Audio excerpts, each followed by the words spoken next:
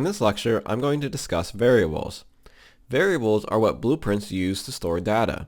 So just like in algebra, where you might use a variable named x to store a number, you can use variables in Unreal to store data.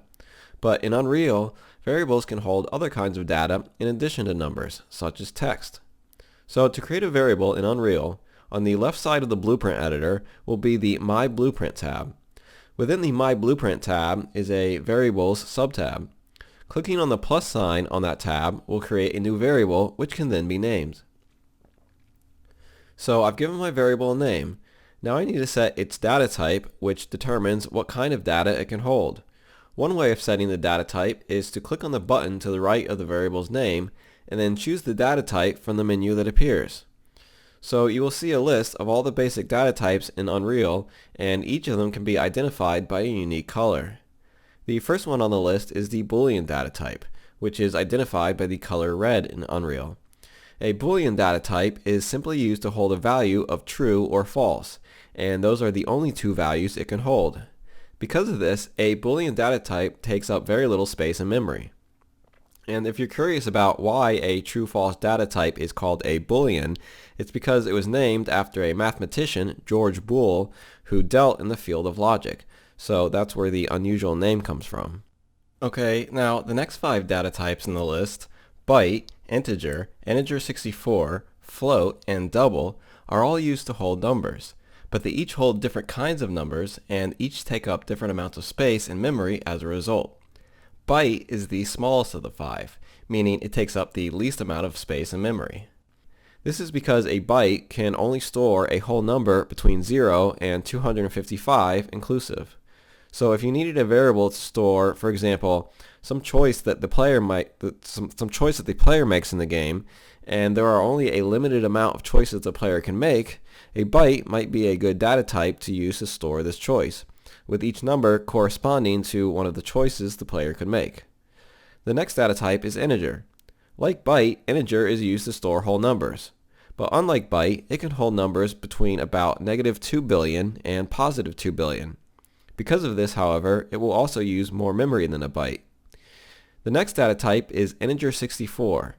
Its range is between -9 quintillion, that's 18 zeros, and +9 quintillion. And again, the trade-off for that extra range is an increase in the memory required. The next data type is the float. Float is short for floating point number. A floating point is just another name for a decimal point. So a float is used to hold numbers that have a decimal place. So unlike the integer, it can be used to store numbers that aren't whole, such as 3.5 or 24.743 or whatever. And so because of this, it requires more memory than the integer data type. And finally, there is the double data type. This is also used to hold floating point numbers, but it can hold larger numbers than the float type can. The next 3 variables are used to store text. This time, I'm going to start with the largest of these 3 data types and then work my way down to the smallest. The largest of these 3 data types is the text data type. Because this requires the most amount of memory of the 3, it should only be used for its specific purpose, which is to store data that will be displayed on the screen to the player. The text data type is useful for displaying text because it has, among other things, localization features, which allows it to display text in a way that is custom for that player's region or language. Next is the string variable. The string variable is used to store text that you can perform manipulation functions on. These functions include extracting a substring of text from the larger portion, changing the case of the text, meaning uppercase or lowercase, reversing the text, and so on. So if you might have a need to perform these functions on the text, and the text isn't going to be displayed on the screen, you would store the text in a string variable. The smallest of these 3 data types is the name data type.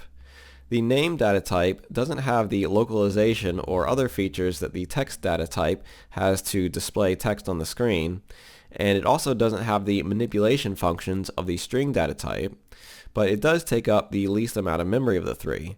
So you would use the name data type for any text that doesn't require the features of the string or text data types.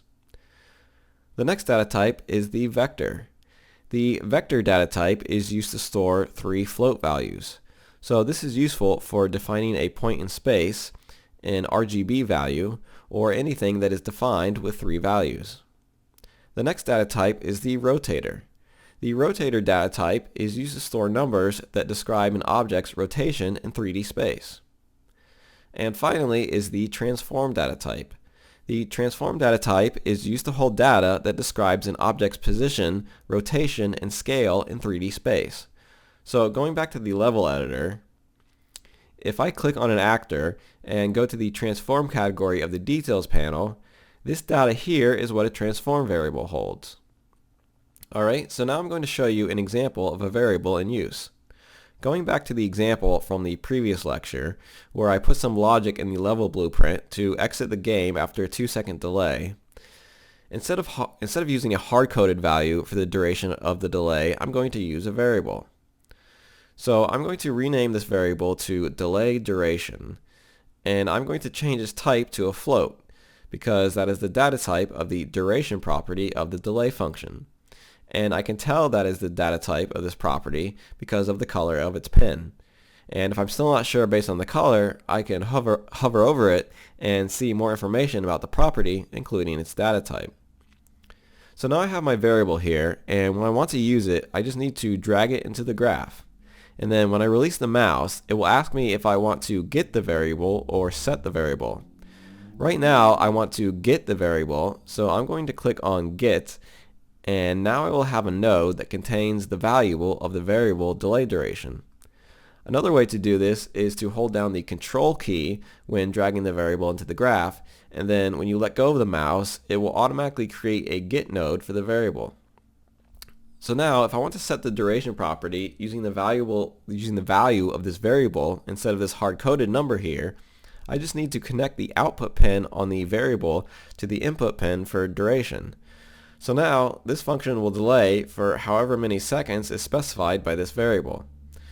Okay, so the only problem here is this variable doesn't contain any value yet, so this wouldn't work. So one way to give this variable a value is to give it a default value. Whatever default value is specified will be assigned to the variable as soon as the variable is created. So with this variable selected here, I'm going to go over to the right side of the screen to the details panel of the blueprint editor, and there's a category here called default value, and under it it says please compile the blueprint. So when you create a new variable, until you compile that blueprint, you won't be able to set the default value. So I'm just going to go up to the toolbar and click on the compile button to compile the blueprint.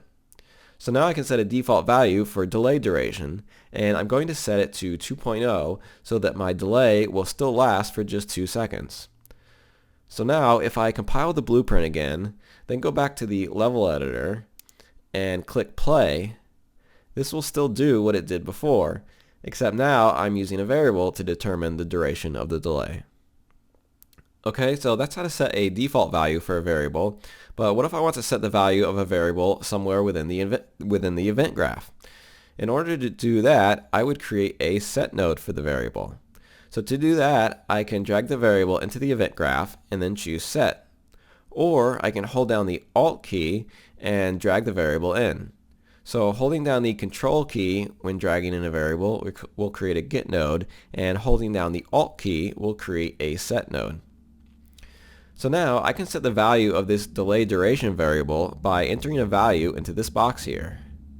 Or I could connect this input pin to the output pin of a get node of a different float variable. But I'm just going to enter a value directly here, and this time I'm going to enter 5.0. So now when this node gets executed, it will set the delay duration variable to 5.0, regardless of what it was set to before. However, as it is now, this node will never get executed because it's not hooked up to anything. So I'm going to place this node in the execution flow between the event begin play node and the delay node. So if I drag off the pin of the event begin play node and connect it to the set node, it will automatically delete the previous connection that was going directly into the delay node. And now I just need to connect the set node to the delay node.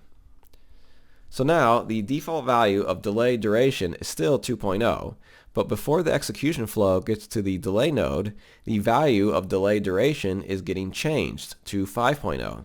So now when the delay node reads in the value of delay duration, it will read in 5.0 and delay for 5 seconds instead of 2.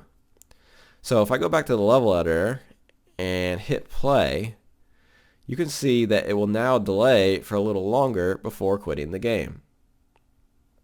Alright, so with my variable selected in the My Blueprint tab, I can change some of its properties in the Details panel. So the first two properties are variable name and variable type. These are the same properties that you can edit over here as well, so this is just another place where you can set them. The next property, Instance Editable, I will cover in the lecture on Blueprint classes.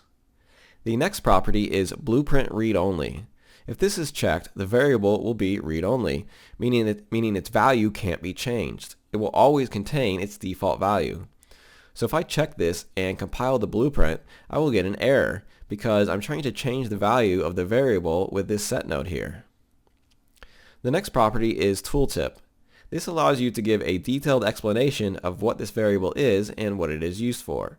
This is useful not only when you are working on teams, so that the people you are working with can more quickly understand what you've created, but also for yourself, so that when you come back to this variable at a later time, you can quickly remember its use.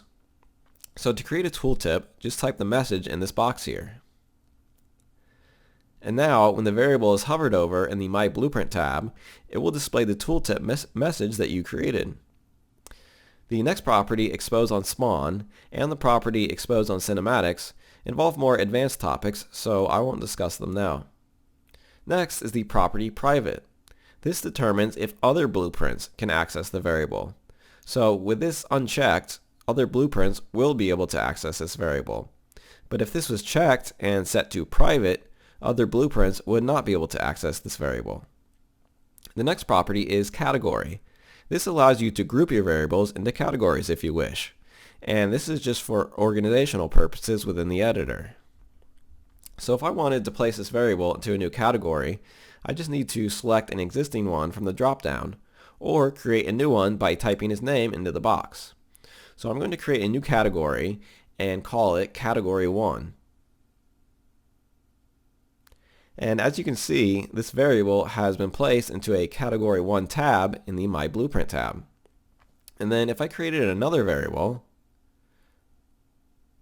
I could use the drop-down to place it into my existing Category 1 category. But instead, I'm going to create another category called Category 2. And you can see that now another category has been created over here, which this variable has been placed into. Alright, the next two properties are Slider Range and Value Range. Starting with Value Range, this allows me to set a minimum and maximum value that this variable is allowed to contain. So if I set the value range to 0 to 10, I won't be able to set the variable to anything other than those numbers and the numbers in between. So if I go down to the default value, for example, and try to set that to 11, it won't let me. Alright, so now the Slider Range property. This one is a little odd. This determines what value you can set this variable to when using a slider. So if I set this range to say 3 to 5, if I try to use the slider on the default value to set the number, it will only go between 3 and 5. But if I try to enter a number manually, I can still enter any number not restricted by the value range or the limits of the data type itself. Okay, and finally we have the replication and replication condition properties. These are used in multiplayer games that are running over a network. The replication property just specifies whether or not the variable should be replicated over the network. So if it's a variable that would affect all the players in the game, it would need to be replicated over the network. But if it's a variable that only affects an individual player, it would probably not need to be replicated over the network. And then if the variable does get replicated, you can use this property here to set the conditions under which it should be replicated. Alright, and that will conclude the lecture on variables.